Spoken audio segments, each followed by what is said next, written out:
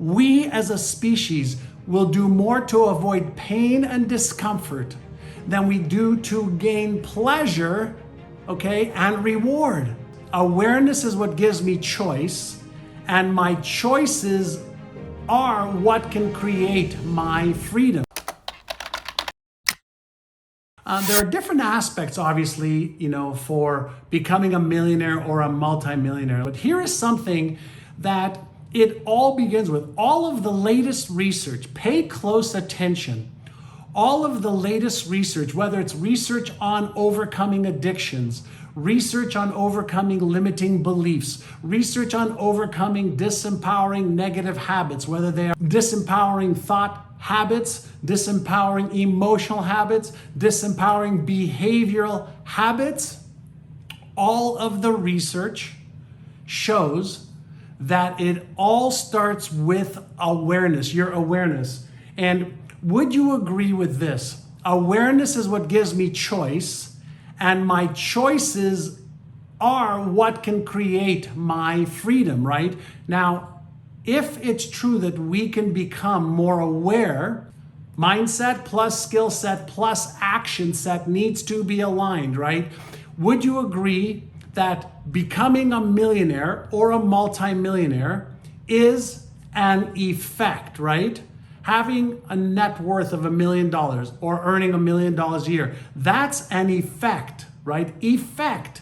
Right? Your health is an effect of what you eat or don't eat, how you sleep, what exercise you do. Yes, your metabolism. But when we're looking at money, how much net worth you have and how much income you have every day, every week, every month, every year, it's an effect.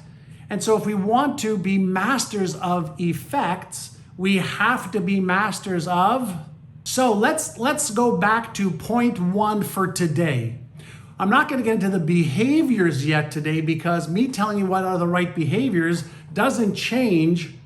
Are you aware that you and I have these automatic negative thoughts or automatic positive thoughts based on what has been conditioned in our subconscious mind from birth, from what we were taught by our parents, our teachers, our experiences, and the meaning we gave things?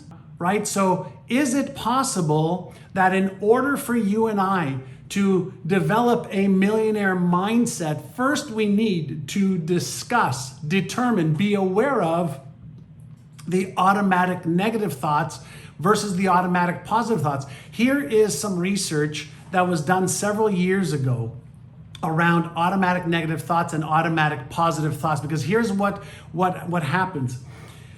When we have an automatic negative thought, okay, we have basically a 9-to-1 ratio, 9 negative thoughts to every 1 positive thoughts on average. 9-to-1, why? Well, we have something called the right prefrontal cortex in our brain, and whenever we're thinking about achieving something really great, we want to double our income, we want to make more money this month, we want to pay off our debt, we want to be financial free, we want to become a millionaire. Do you know what the right prefrontal cortex, this part of your brain, does? It automatically looks in your memory bank, right, in your subconscious memory bank, and it says, what if you fail? What if you're embarrassed? What if you're ashamed? What if you're ridiculed? What if you're judged? What if you're disappointed? And this part of our brain is responsible to keep us safe and in our comfort zone. Why? Because we avoid pain and we avoid discomfort more than we move towards pleasure. Let me repeat, pay close attention. We as a species will do more to avoid pain and discomfort than we do to gain pleasure, okay, and reward.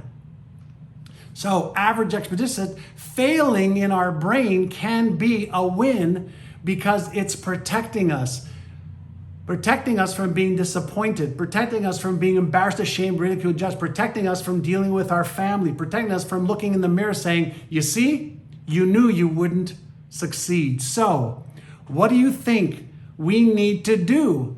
And this is where I start with all of my students. The first thing is we have to become aware of the thoughts. The first thing we want to be aware of is thoughts Okay, we're not born with any thoughts.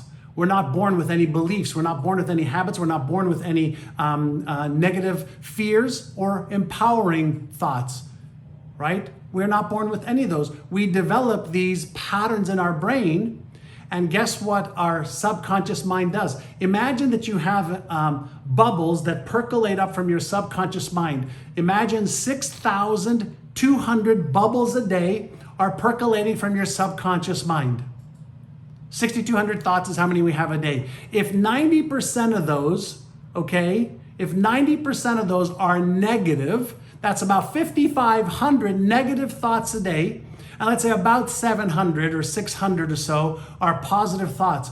Do you know what we are responsible for? To be aware of the thoughts, to let go of the disempowering ones, and to focus on the positives. An untrained brain allows their thoughts to control them, allows their emotions to control them, but a trained brain is aware of thoughts, is aware of emotions, feelings, and sensations, is even aware of behaviors, and then chooses what to focus on. Is it possible that focus and attention, where we place our attention, is a skill we can get better at?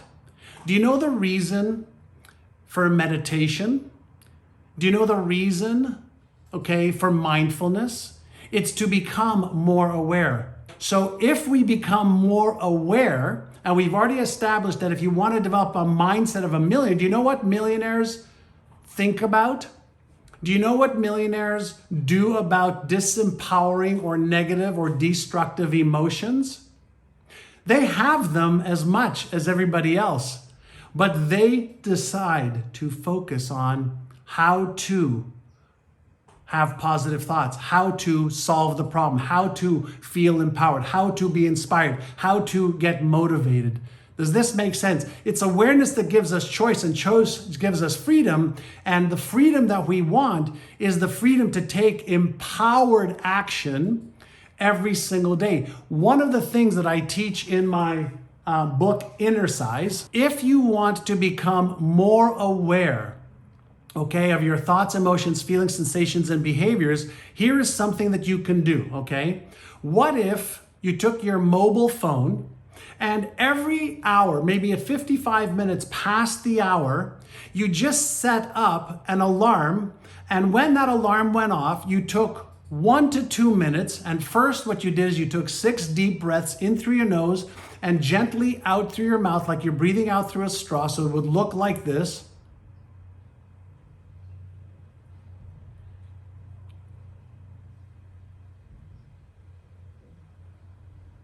Are you aware that if you did that 6 times, that's called Innercise number 1, take 6, calm the circuits, you deactivate the stress, the self-doubt, the worry, the anxiety center of the brain, which is a reactive neurochemical reaction, and you move into a calm to respond part of your brain, which is the parasympathetic nervous system. And if you did that, and then you did what we call is Innercise number 2, which is AYA, awareness, intention, action. What if you practice being aware every hour of your thoughts, emotions, feelings, sensations, and behaviors, thoughts, emotions, feelings, sensations, and behaviors, and what if you didn't judge it, you didn't blame, you didn't do any shaming or feeling guilty, you just were aware of a pattern, and then what if that was the awareness piece, and what if you set an intention for the next hour? My intention is the next hour is to take inspired action, to earn more money, to get out of debt quicker, to do research on where I should invest to become a millionaire. What if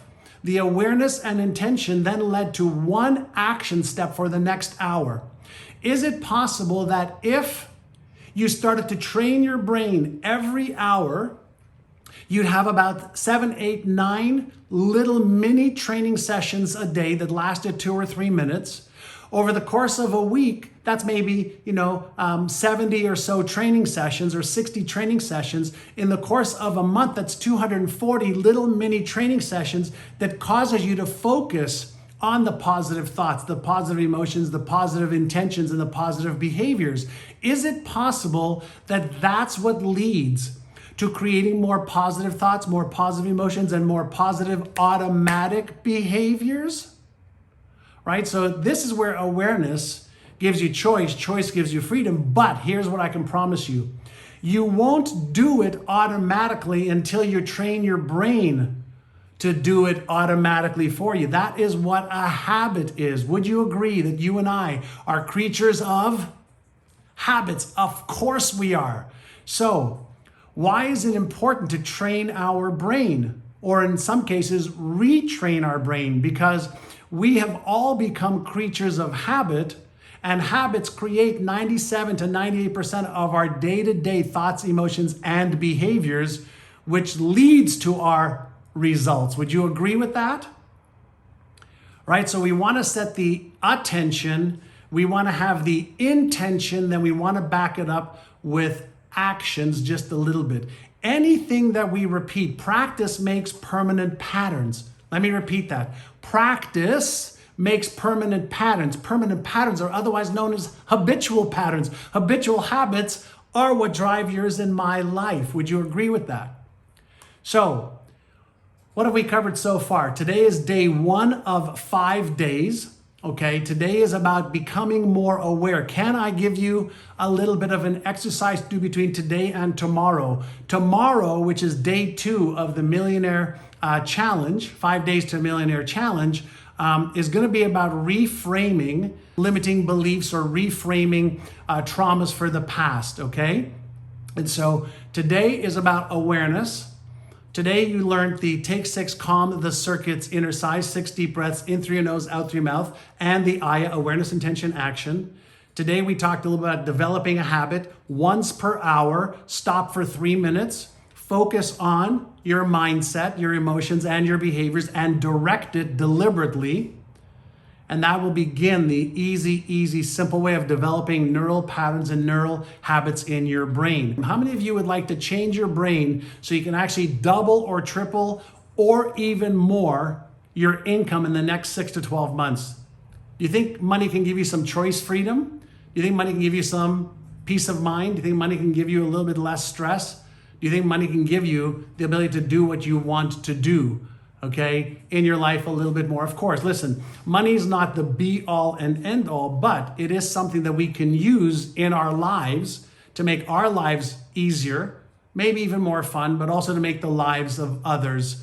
So when we're talking about awareness around how do you develop the mindset of a millionaire or a multimillionaire, right? Awareness, we said, is what gives you choice, and then choice is what gives you freedom.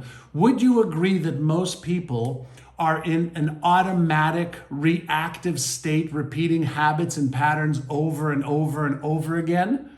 I think you probably would agree with that, right? We are all creatures of habit. So how important is mastering your mindset if you want to double or triple or quintuple your income? How important is mindset, right? If you want to double or triple or quintuple your income, if you want to become a millionaire or a multimillionaire. I want to share a little story with you that I think will help you frame things right, okay? But most people, they take a look at their job, their career, the amount of income they make, and then they say, well, this is what I can do, and this is the lifestyle that I want to live. Does that make sense? Right? Yeah, that's how most people do it. When I was in my early 20s, a long time ago, my first mentor asked me a question. The question he asked me was, what kind of lifestyle do you want to live? And many of you know the story. He gave me some documents, and he asked me, how much do I want to earn? What kind of lifestyle do I want? What kind of cars do I want? What kind of homes do I want? Where do I want to travel? And then when I wrote down everything that I wanted, he said, well, how much do you think it would cost you to live that lifestyle? And I said to him, I don't know. And he said, well, if you don't know, then how are you ever going to achieve it? How are you ever going to have a goal and a target for what you need to earn and how much you need to save to have that lifestyle? He said, people who don't understand how to use their mindset right, they allow their present circumstances to control their thinking, but people who want to achieve greater and greater goals, They ask themselves, what's the lifestyle I want to live? And then they reverse engineer how much money they need to make, what knowledge, what skills, what behaviors, what habits they need to have. Does that make sense?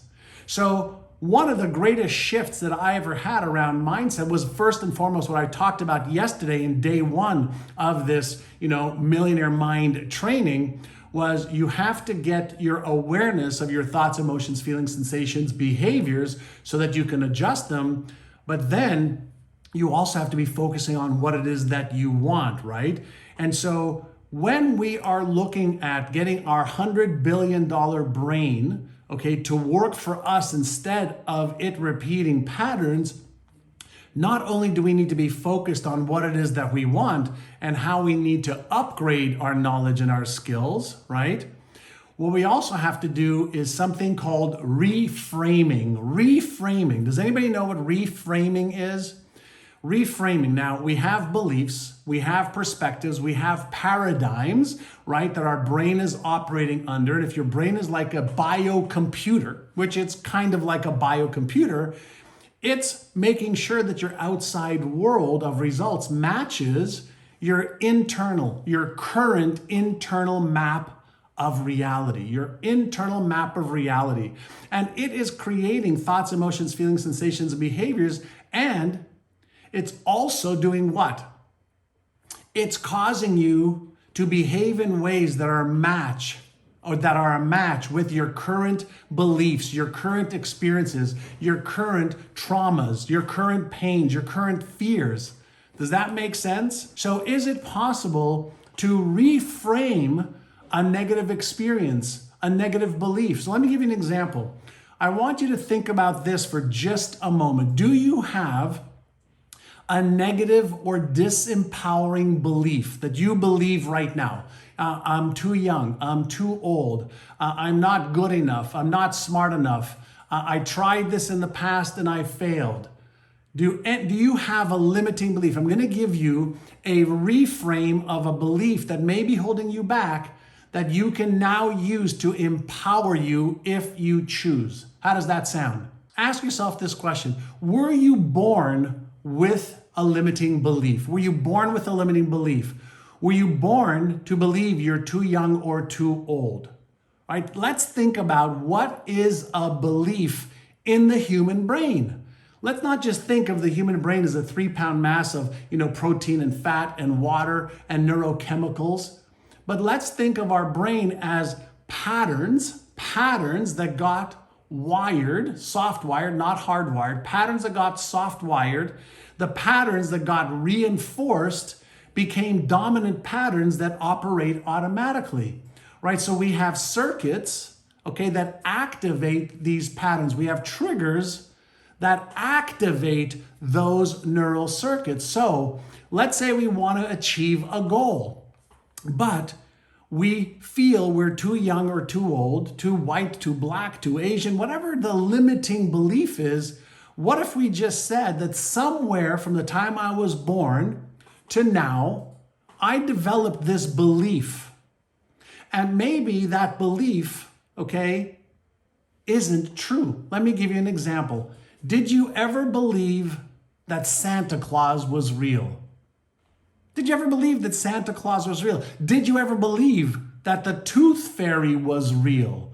Well, of course, some people believed those things, depending on the culture, the environment that they grew up in, depending on their parents, their teachers, their school, right? So here's the question. If at one time in your life you believed something like Santa Claus or the tooth fairy, and then you discovered that that isn't a true thing, it's part of culture, maybe religion, is it possible that you can take a limiting belief, about yourself, about your self-worth, your self-esteem, whether you're good enough, worthy enough or not, and is it possible to reframe it? Let me share with you something that happens. When we have a belief, that is negative or disempowering, or destructive, negative, disempowering, or destructive, either one of those, all that means is in our brain, there are neurons that connected, neurons that got reinforced, and through the experience, they became part of our subconscious implicit memory. Does that make sense so far? If that makes sense, then if we go to a higher cortical function of understanding, maybe that belief isn't true. Maybe the meaning that I gave it, or maybe my parents giving that to me, or my teachers or my siblings, or at school I learned this belief because that's what people believed at that time, or I gave that incident, that occurrence, that meaning at a very young age where I really couldn't choose the meaning because it was emotionally painful maybe. Well, what if we can take a limiting belief, and what if as adults we use higher cortical function, specifically that left prefrontal cortex, or what I call is the Einstein part of the brain that I have up there, right? You see that up there? What if we can just take a language pattern? What if I give you a technique? And what if you wrote out your limiting belief and you saw it, get it out of your head, look at it on a piece of paper, that changes your relationship with the belief. And what if you just wrote a counter belief saying, in the past, I used to believe whatever the belief is. And now that I am, wiser, smarter, older, more present, more aware, now that I am able to choose, empowering, constructive, positive beliefs, I am choosing and write the opposite of that. I'm choosing to take action in spite of my old beliefs. I'm choosing to take action as a result of what I used to believe. I'm choosing to step up and step into my power. I'm now choosing to upgrade my knowledge, my skill, my awareness, so that I can achieve my goals and dreams faster and easier than ever before. If you learned a disempowering pattern, or a disempowering pattern got ingrained into your brain when you were young during the modeling, imprinting, or experiential years, then why not as an adult rewrite them? Think about this. Imagine that you hired a software programmer, and a software programmer was a junior programmer. She or he wasn't experienced and wrote really shitty programs, really shitty software code. Let's say you became an amazing programmer and you wrote amazing code, and you saw this junior programmer's code and you go, that's not very good code. I have to rewrite the code. I have to rescript this.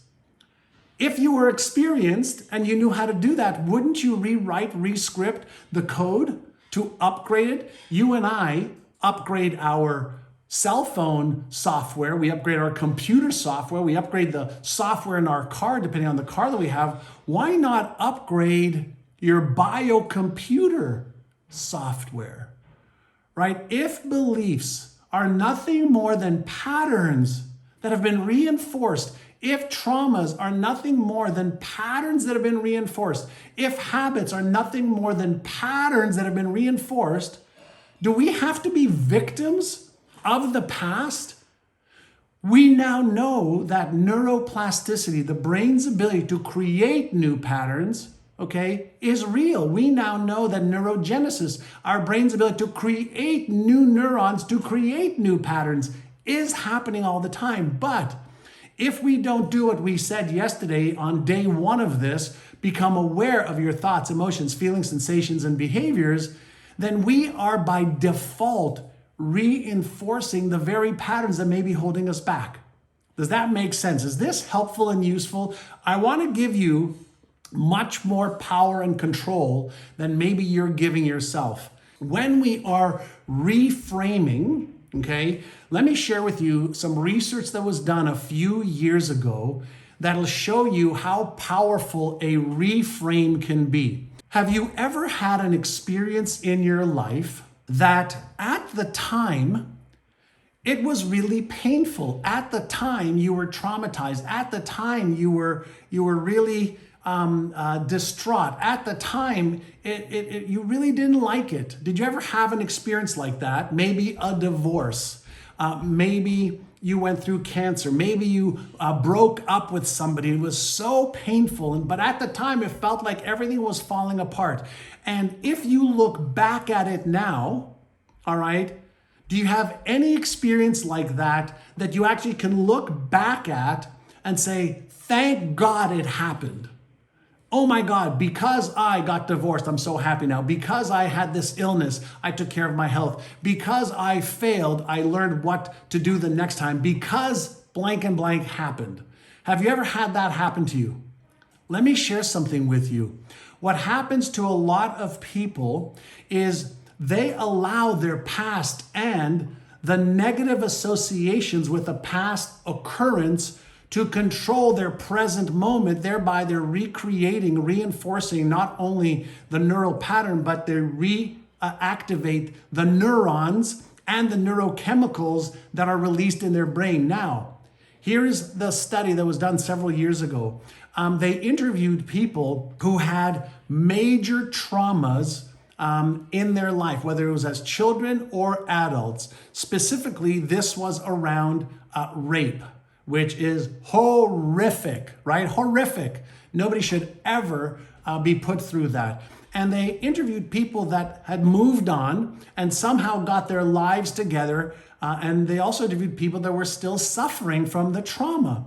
And when they dove deep into how were some people able to move on, there was one core theme that kept showing up. One core theme, okay, that every single person who had moved on had in common. Can anybody tell me what was the core theme? They were traumatized, sexual abuse, rape, men and women, okay? Some people moved on, some people were traumatized, okay, for life. All right, can anybody guess what was the one common theme that everybody, okay, agreed on or was a common denominator? And here is what the common theme was. The people who were traumatized emotionally, mentally, physically, spiritually, they said, how can I take what happened to me to make sure it doesn't happen to anybody else? How can I reframe it from something traumatic and horrible into something that I can serve with, right? How can I use the experience? How can I reframe the experience? Not to undermine it, not to desensitize it, but how could they use it to help others? How could they use it to lift themselves up, to give some kind of purpose and meaning to it? That's a reframe. Do you think maybe that you can develop that skill of reframing? I'm going to leave you with this, all right? There's a 4R process that I'm going to leave you with as a little gift, okay? Number 1 is recognize, reframe, release. Recognize, reframe, release is the third part. Release what? Well, when we are aware of disempowering thoughts, traumas, beliefs, self-image, or fears, we are activating, okay, or our sympathetic nervous system is automatically automatically triggering the stress neurochemicals like cortisol, epinephrine, norepinephrine. Those are the stress hormones that cause us to fight, flight, or freeze. Fight, flight, or freeze is an automatic reaction when we feel unsafe, when we feel that there is possibly danger ahead, when we feel we might be embarrassed, ashamed, ridiculed, judged, when we feel we might lose money, when we feel we might be making the wrong decision. But what happens is when that happens, the Einstein part of your brain, the left prefrontal cortex, actually deactivates the thinking part of your brain, and the Frankenstein's monster part of your brain activates. And what we want to do is what I shared with you yesterday. We want to calm that circuit and deactivate, okay, the stress circuit, the fear, the anxiety circuit. And one of the easiest ways to do that, 6 deep breaths in through your nose slowly, out through your mouth very, very slowly. 6 breaths tells your brain to be calm instead of to be stressed. So you can deliberately and automatically deactivate the part of your brain that automatically activates when you're under stress, worry, doubt, anxiety, fear. And then you can switch to the parasympathetic nervous system, which does what? It allows you to be calm so you can respond instead of stressed and react. We react automatically based on our past. We can be calm to respond based on present moment decisions and being at choice.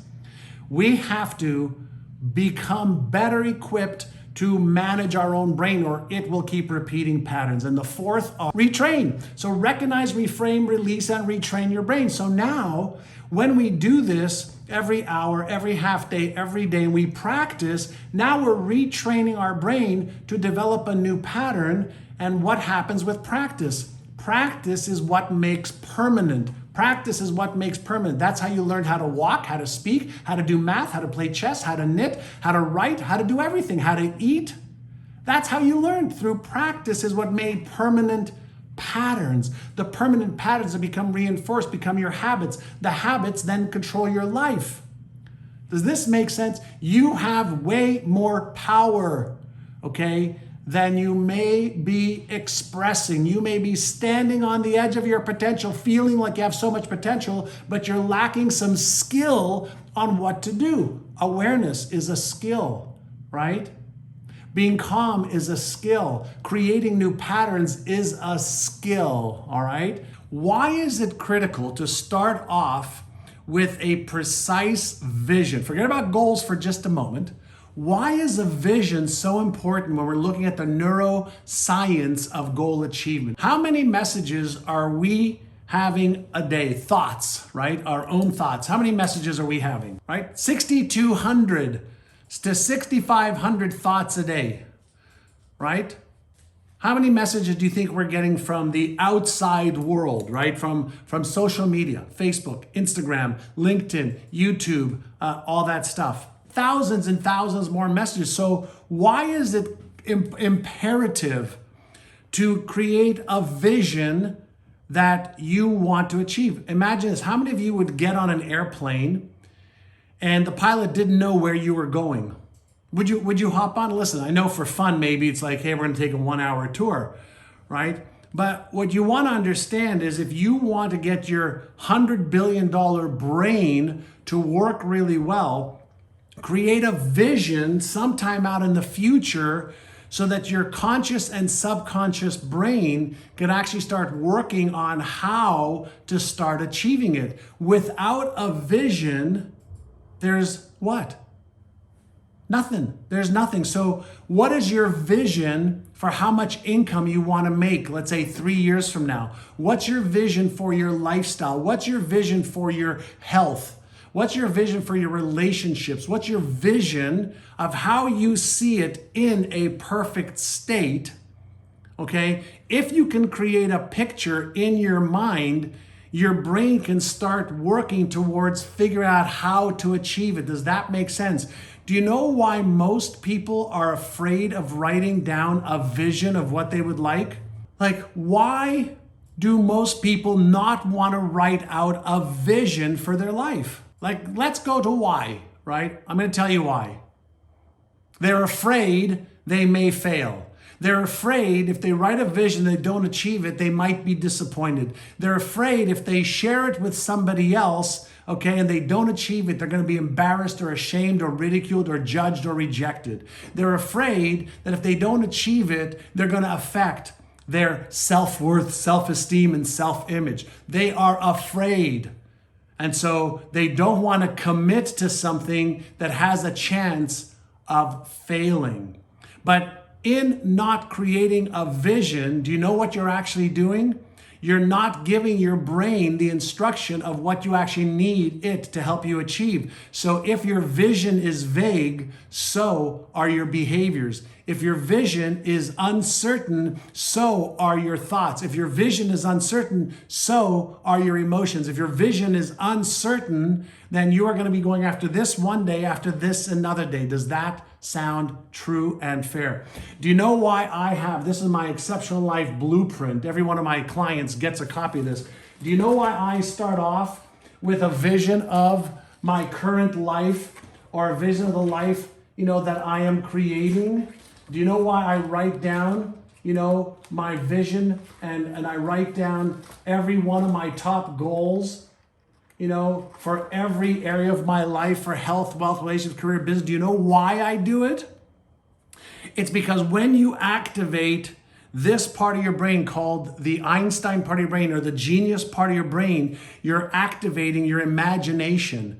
When you create the clarity of what it is that you want and you write it down, you're activating the imagination occipital lobe part of your brain. Now you're getting that part of your brain. When you add why you must achieve your vision, you're adding the mid part of your brain, the limbic part of your brain. So now you've engaged more of your brain. When you set goals of what you're going to achieve by when, you're activating another part of your brain. When you come up with how you're going to achieve your goals, you're activating another part of your brain. So what are we doing? We are activating different parts of our brain, right? This $100 billion biocomputer to help us achieve our goals. But if we don't have clarity, then our brain is like, what should I be doing? Let me focus on what I have. Let me focus on why I can't achieve it. So when we have a vision that is clear, we engage our brain. When we have goals, a year from now, 9 months from now, 6 months from now, 3 months from now, 1 month from now, 1 week from now, now it's like, okay, I can make progress towards that. So many people are afraid of setting a vision because they don't have the knowledge or the skills to achieve it. So many people are afraid of having a vision and goals because they don't know how, am I going to make that happen? How am I going to make 2 times more money? How am I going to live the life of my dreams? How am I going to get into the best shape of my life and stay that way? How am I going to have a great relationship? How am I going to contribute my life, my energy, my time, my knowledge, my skills? How am I going to write a book? How am I going to become a coach? How am I going to start my business? How am I going to grow my business? That is a problem because the how. Pay attention to this. Ready? How you achieve a goal always comes after you set the goal. How to achieve a goal always comes after you set the goal. So here's 2 ways you can live your life. You can live your life by looking at your present circumstances. Here's where I live. Here's how old I am. Here's how much money I have. Here's the knowledge I have. Here's the skills that I currently have. Therefore, here is the goal or the vision that I have for my life. That's one way to do it. Or the way I teach all of my students how to do it is very, very different. First, set the vision of what you would love to trade your life for and have. Then set goals, that you don't know how to achieve yet in the distance. And then you ask yourself this question. Ready? Who do I need to become in order to achieve those goals? What do I need to believe? What habits do I need to create? What knowledge and skill do I need to learn? Who can help me? What book is there? What coach is there? What program is there that can help me create a path towards that goal? If you want to use your brain better, you have to understand how it operates, right? So a lot of times we're operating from a state of fear and lack, and we don't have what we need, and that's controlling our thinking. Therefore, we're recreating more of the same. Well, if you don't change, what's going to change? Zero. You are just going to keep reinforcing, the same results over and over again, the same thoughts, the same emotions, the same feelings, sensations, behaviors over and over and over again. All of my students, hundreds of thousands around the world that I'm helping them train their brain, is training their brain on a better process. If we committed, to a vision, a year from now, we are all of us, that are watching right now, all of us are going to cross the finish line together, and we're going to celebrate that we just jogged a marathon. A year from now, we made a commitment today. We said, we're going to see that vision, and we're going to set some goals for 30 days from now, we're going to set some goals 90 days from now, 6 months from now, 9 months from now, 10, 11, and 12 months from now. And we started to think the right way. We started to exercise the right way carefully. We started to build the skills. We started to build the plan. We started to eat well. We started to sleep well. We got enough rest. And we put together a plan of how we are going to jog a marathon a year from now. How are we going to jog a marathon a year from now? We don't have to know the exercise routine right now. We don't have to know the sleep routine right now. We don't have to know the dietary restrictions and how many calories we need. All we need to do is set the vision and some goals, right? Now, if we were committed, could every one of us, if we followed the plan that we may not even know now, if we were committed, could we all cross the finish line a year from now with our hands up, jogging a marathon, doesn't matter how slow? If you agree that if we committed and we created a plan, even though we may not have one now, and we followed through, we could do it. So what does that tell me? It tells me that you don't have to know the how, okay? You don't have to know the how when you make the commitment. You have to make the commitment, then you develop the how. Does that make sense? That means that if you want to double your income in the next 12 months, you don't have to know how to double your income first. You have to make the commitment to double your income. I want you to use your imagination, the Einstein part of your brain, okay, to imagine a better future, a better life, healthier, happier, contributing more, giving, making sure that your life has more purpose and meaning. I want you to come with how much money do you need to make in the next year or 2 or 3 in order to live that lifestyle. You come with that, I'll show you, and the other teachers will show you how to achieve it. Is that a deal? We know the how because we're doing it for ourselves and our students. So the Brain-A-Thon is all about helping you set your vision, helping you set your goals, but also removing the obstacles that you have in your way. Because what do you think may be holding you back? What do you think may be holding you back? Number 1 is you're not committed. Number 2 is you have limiting beliefs. Number 3, you may not feel you're worth it. Number 4, okay, you may not have the knowledge and skills. Number 5, you don't have the habits to achieve the goals that you want to achieve right now. Would you agree with that? No bullshit, no walking on eggshells. That's what's holding you back, right? Well, we know how to get rid of those things. You don't have to be a victim of those things, but if you don't change now, you're going to have the same story in a year from now, in 2 years from now, in 3 years from now, in 4 years from now. Why? Because change has to happen in your brain first.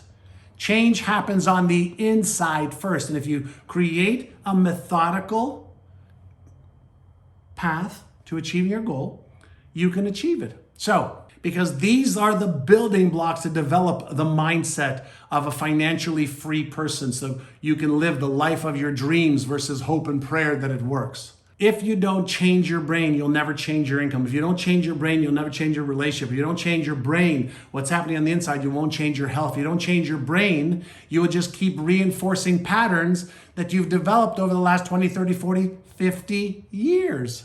I want you to interrupt the negative patterns. I want you to disrupt them, get rid of them, the ones that are weak and the ones that don't serve you, the ones that are destructive, disempowering you, and negative, and replace them with new empowering beliefs about yourself, new methods to manage your emotions better, new ways to let go of a self-image or lack of self-confidence. From a neuroscience perspective, right?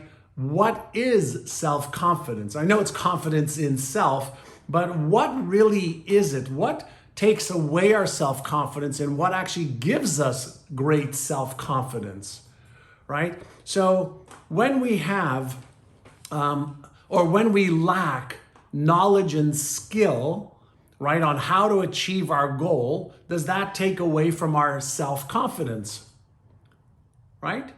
Let's say that you don't have the knowledge and skill on how to double your income. You don't have the knowledge and skill on how to get out of debt faster. You don't have the knowledge and skill on how to invest wisely. You don't have the knowledge and skill on how to protect your income or your net worth and your assets. So if you don't have the knowledge and skill, do you think that maybe at a subconscious level that activates the uncertainty trigger, the uncertainty circuit in your brain? Think of how your brain works, right? Everything I teach is based in neuroscience and neuropsychology. So if you don't have self-confidence, right, the question is what's causing you not to have self-confidence, right? And when we don't have the knowledge and skill of what to do, how to do it, when to do it, why to do it, then it actually activates the doubt circuit, the uncertainty circuit, the fear circuit that we might make a mistake, the fear of failure circuit, the fear of disappointing ourselves circuit. Does that make sense? Right? So when we don't have the training, then that lowers, okay, our brain's firing threshold for uncertainty. And when we are uncertain, pay close attention. When you and I are uncertain, when we have doubt, do we take action or do we move away from possibly getting hurt spiritually, emotionally, mentally, physically, financially? Right? Let's understand that self-confidence, having it or not having it is an effect, right? What has to happen? What's one thing that must happen in order for you to raise your self-confidence and the certainty muscle that you have in order to make that a probability instead of a possibility? A probability instead of a probability. So why don't you play along with me? Like, let's really go deeper into what's happening in our brains, because if we need more self-confidence, okay, right? If we want more self-confidence to achieve, let's say, a doubling of our income, what is one thing that has to happen in order for us to have more self-confidence, right? What is one thing that has to happen in order for us to have more self-confidence, right? So you would have to have the beliefs. Why not write the beliefs that you would need to have? And why not read them every day? Why not visualize them? Because visualization is simulation of those beliefs. Visualization is crystallization, okay, of an idea, right? So why not write down a belief that would empower you and give you more self-confidence, right? What would have to happen in order for you to believe you can achieve it? What would have to happen in order for you to feel worthy that you can achieve it? Like, what's one thing that would have to happen in order for you to feel worthy of achieving that, right? When we're talking about the neuroscience of self-confidence, right? The neuroscience of self-esteem, the neuroscience of self-worth, would you agree that there's an inner game of how I think, what I believe, what I feel I am worthy of and deserve, but there is also another part, and that is I have to take the action to prove to myself that I can achieve that, right? So action is also something that's a required recipe in building self-confidence, in building self-worth, in building self-esteem. And when we take action, even if it's a little bit of action every day, do we build our self-esteem? Do we build our self-worth? Do we build our self-confidence when we take little action steps every day? Somebody, okay, who is taking a little bit of action every day is doing what? They're inspired. They are moving forward, right? And somebody who is limiting themselves is reinforcing a lack of self-trust, self-worth, self-esteem, and self-belief. Does that make sense? Think of it this way. Let's say you want to jog a marathon a year from now, all right? And let's say there's two people. One takes a little bit of action every day. They walk for 1 minute a day, and one talks about it, talks about it, talks about it, talks about it, talks about it. If the person who talks about it doesn't take any action, looks at their results in a month, in 3 months, in 6 months, in 12 months, and looks at how they're going to feel about themselves, they're going to feel what? A lower than desired self-worth, self-trust, self-confidence. What would happen to the person who does 1 minute a day for 30 days, then 10 minutes a day, for the next 30 days, and 30 minutes a day for the next 30 days, and 60 minutes a day in month 4 and 5 and 6 and 7? Which one will gain more self-confidence, right? So let me share something with you. A lot of people think that you need to have a lot of self-confidence in order to achieve your goals. And the truth is, the way you build a lot of self-confidence is with a lot of small little action steps to build the self-confidence. It's like going to the gym. If you're out of shape and you want to build your bicep muscle, right? And you do 5 pounds, right? Or 3 pounds or 2 pounds, right? You build the muscle over time. So you have the ability to take inspired action. So building self-confidence to achieve doubling your income or releasing weight and keeping it off or having a great relationship requires the consistency of some of the right behaviors. Does that make sense? A lot of times people talk about setting goals and having a vision, having a big why, but without action, even the tiniest action, we actually reduce our self-worth, self-esteem, and self-confidence. We actually shift over to something called disappointment avoidance, because if we set goals and we have this vision, we have these desires, but we don't back it up with action over long periods of time, we actually lower our self-trust. And is it not imperative that we trust ourselves? Is it not imperative that not only we set goals, but we follow through even with a little bit of execution? It's better than zero, right? Does that not make sense, right? I want you to think about what's happening in your brain. When you take action, you're building, your action-taking neuromuscle. When you don't, when you use stories, excuses, reasons, fears, limiting beliefs, I'm not good enough, I'm not smart enough to hold you back, you actually diminish that neuromuscle of self-confidence. Does that make sense?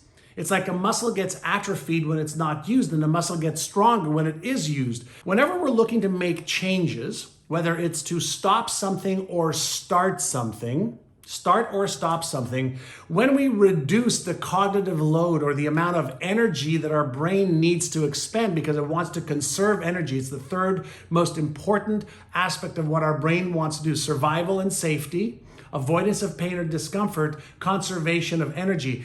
Changing to start a behavior or changing to stop a behavior requires a lot of the brain's energy and glucose, which it wants to conserve in case of a saber-toothed tiger, right? So let me ask you a question. What is one thing that if you did it every day for the next 30 days, you will increase your self-confidence, your self-worth, self-esteem? Just give me one small thing, not that you can do, but that you are committed to doing, right? People who are committed achieve success. People who are interested, what happens to them? They don't. I want you to be committed to one behavioral change. I want you to be committed to one behavioral change, and that behavioral change could be one thing you're going to stop or one thing you're going to start. So here's what I want you to do. When you are giving me that one thing, I want more detailed, specific. So running is not enough. Run for 20 minutes. Reading is not enough, right?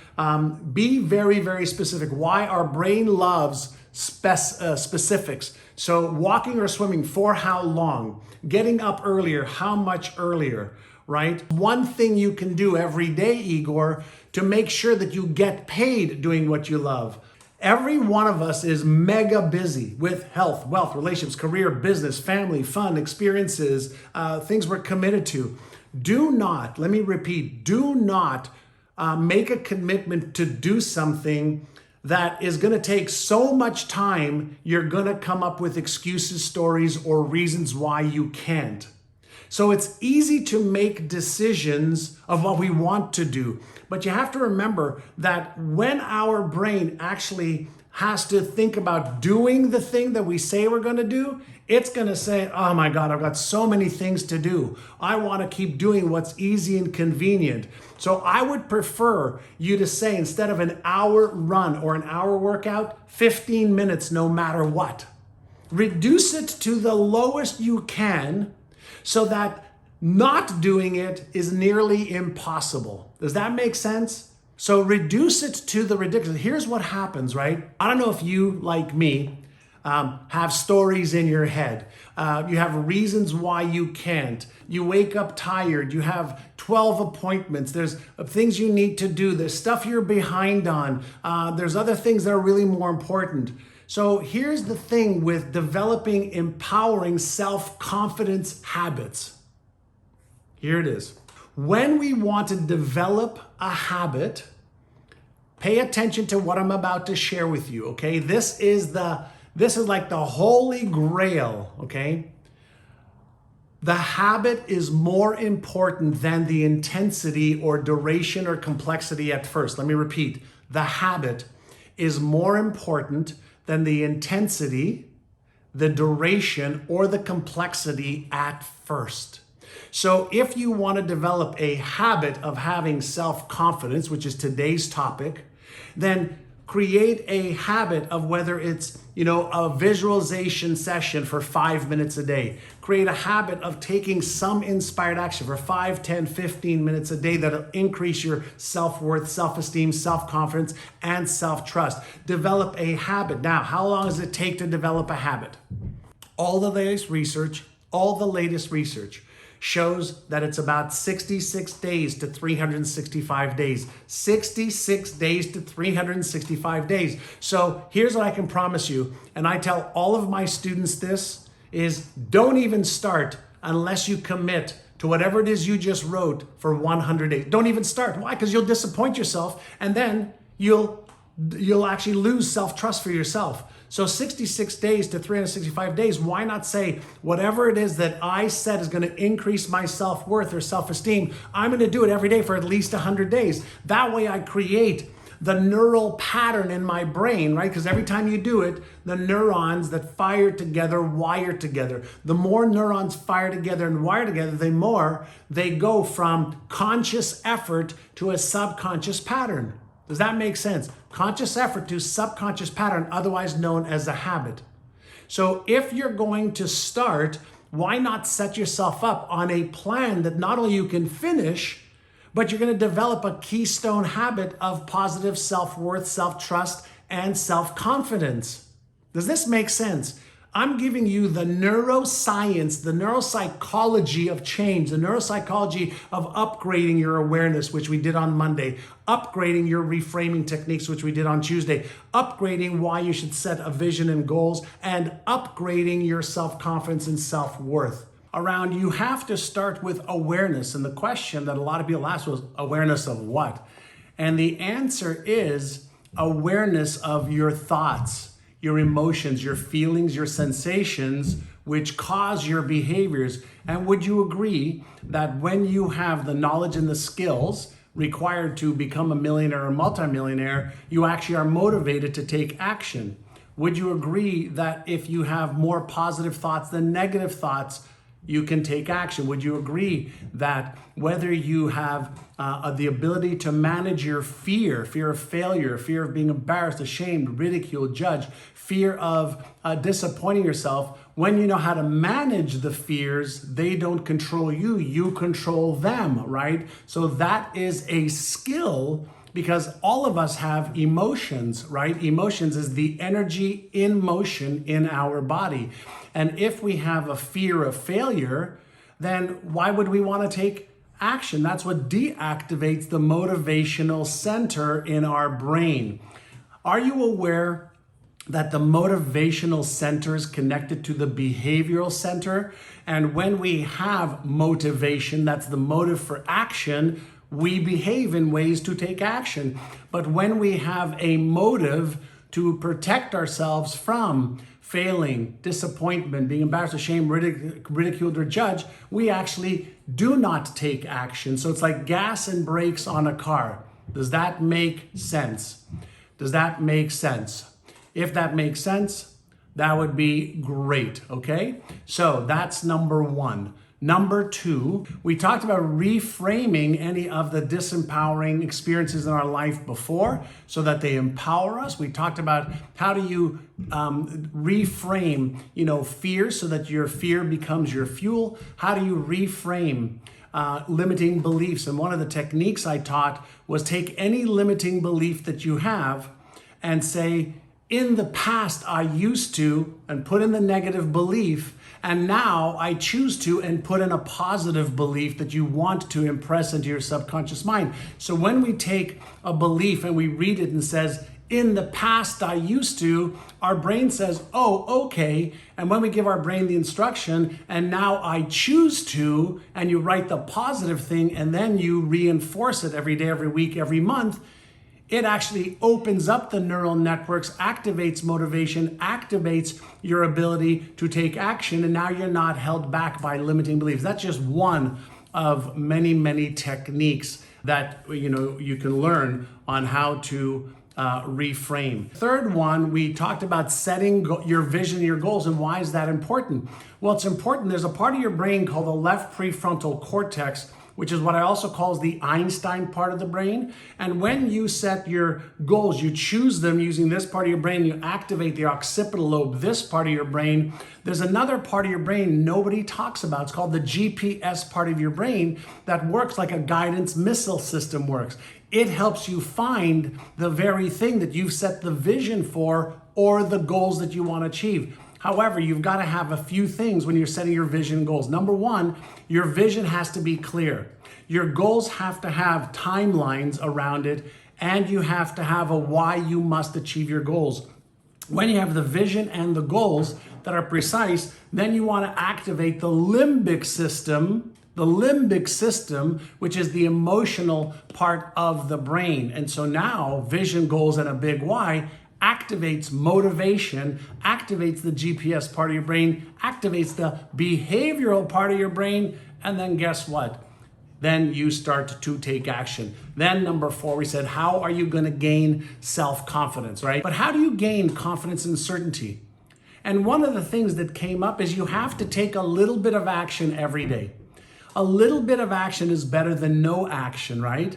A little bit of action is better than no action. Why? Because at least a little bit of action, you're building your self-confidence, self-worth, self-trust, self-esteem, neuromuscle. When you don't take action, you actually decrease your self-confidence, your self-esteem, your self-worth, and even your self-trust because you don't trust yourself to take action. So we have to build self-confidence and certainty. And if we start making a little bit of progress each day towards our goals and dreams, a little progress builds the muscle. Not taking action deactivates and weakens the muscle. So finding your resources. There are 4 areas that I want you to consistently focus on. This is what I teach all of my students. I've got over 100,000 students, who are learning how to win the game of money, how to change their brain, to change their income, change their brain, change their business, change their brain, change their life. So number 1, I want you to shift a frame, right? What do you think is happening in your brain? Do you think your brain says, I'm lacking the resources? Oh, well, what should I do? Poor me. I don't have the time. I don't have the money. I don't have the knowledge. I don't have the skills. I'm lacking. So if your brain is a biocomputer, which it is, right? If your brain is a biocomputer, which it is, if you're thinking and feeling like I don't have the resources, isn't that the software that your brain runs saying, I don't have the resources? You feel like you don't have the resources, therefore you don't take action? I want to give you a couple of things to do starting right now. Are you ready? Instead of focusing on lack of resources, I want you to think of this. How can I be resourceful? How can I be resourceful right now? How can I be resourceful right now? Who can help me with the resources that I need? Now, think about this for just a moment. I mentioned there's 4 areas that we want to talk about. Is your mindset one of your resources that you could tap into? Okay, what separates the best from the rest? Is it possible that asking yourself better questions leads to better answers? Asking yourself better questions leads to more empowered emotions. More empowered emotions actually move you towards what you want. Disempowering thoughts and emotions move you away from what you want. Does that make sense? What has to happen in order for me to? That opens up the neural networks of your brain that actually cause you to use your brain the best way possible. But when, we are focusing on a lack of resources, when we're focusing on negative thoughts, negative feelings, negative emotions, negative results, negative everything in our life, we're lacking something. Whereas when we open up our brain, we open up the world of possibilities and your biocomputer goes to work. So when we're dealing with mindset, you can become resourceful. You can go to my YouTube channel. You can go to my Instagram channel. You can go to my Facebook videos. You can read my books. You can read other people's books, other people's trainings as well. You can join us on the Brain-A-Thon and we'll upgrade your mindset so that you can elevate your abilities. Does that make sense? Number one, it's not the lack of resources. It's in many times the lack of your resourcefulness. And it's the lack of answering or asking yourself empowering questions that will move you forward and towards your goals versus moving you away from. We are creatures of habit, so we repeat these patterns over and over again. But first, we have to start with using our brain better. You already own $100 billion brain. You already own it. You don't owe anybody a penny on it. It's yours. So you need to start using your brain better. So we want to become resourceful, with our mindset skills to upgrade it. So then, finding resources for mindset, I just gave you that. What about skill set? So now, I don't have the skill set. Right? So you could be focused on, I don't have a skill set. I don't know how to earn more money. I don't know how to manage my money better. I don't know how to invest properly. I don't know how to protect my money. I don't know how to get out of debt faster. I don't know how to use debt as leverage. I don't know. So if you are in that state of mind of I don't know around the skill set, you are hostage. You're hostage to that. And let's get you unstuck. Let's get you to stop standing on the edge of your potential. How to make more money. I don't care if you have a job or you don't have a job. I don't care if you have a business. If you committed to 30 minutes a day to upgrade your skills, could you make more money? 30 minutes a day, every day for 365 days, is like 190 hours of training. 190 hours of training if you just focused on making more money for 30 minutes a day. That's the equivalent of 4.5 weeks of training. 4.5 weeks of training. That's 4.5 40-hour weeks, 180 hours. So it's not the resources called skills that's your issue. Chances are you're not committed to upgrading the skill set to match the goals and dreams you want. Would you agree? Let's be real, be radically honest, don't bullshit yourself, Tell yourself the truth. If I was committed to 30 minutes a day, I could learn how to make more money. If I was committed, I could learn how to manage my money better. If I was committed, I could learn how to invest a lot better than I know. If I was committed, I can get rid of my debt a lot faster. If I was committed, I could actually use debt in order to make money. If you can borrow money at 2 or 3 or 4%, you can make 10%, you can make the spread. All those are skills. And if you are not being resourceful with either your time, your focus, your energy, then guess what? You're going to be a victim of your current circumstances. This is the truth. No bullshit here. So we've talked about mindset. We've talked about skill set. I've given you an entire recap of this whole week. Now there are 2 more sections to this. Action set. Mindset plus skill set plus action set. So are there people who know what to do? Many people know one or two or three things. They know what to do, but they're not doing it. But that comes back in to mindset, which is what the Brain-A-Thon is all about. But action set, if you don't know what you should be doing, every day, every week, every month, every quarter, every year, if you don't know, if you don't have rituals for success, whether it's financial, health, wealth, relationships, career, or business, if you don't have, an action set, rituals that start every morning that guarantee and create predictability, then your action set, the set of actions you take, may just not be the right action set. So to be able to know what to do every single day, your action set, right? There's no such thing as time management.